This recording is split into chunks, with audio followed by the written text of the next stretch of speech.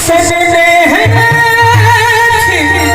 कस्तूरी चांदन में महिया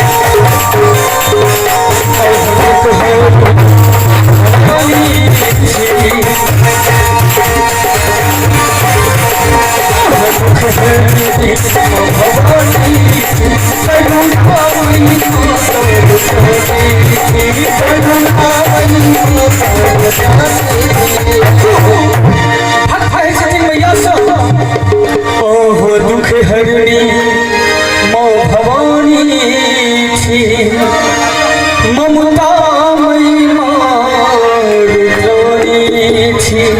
सबके जाने थे कि ममता मई करुणामयी माँ है। भक्त बड़ा सुंदर भाव माता करुणा पे छल गई है आंगन में। माता करुणा पे छल गई है आंगन में।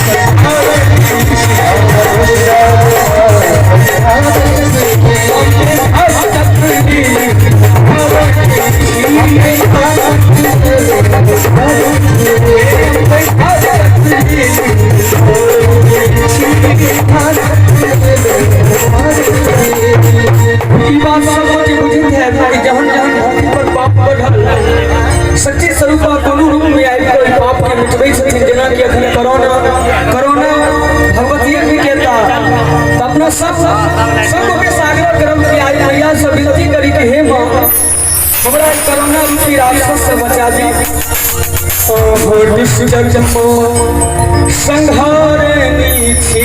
लेकिन में हम कहबे ओहो कोरोना की मां संहार करो मैया भक्त सबके उद्धार करो। माता अभियो पावन में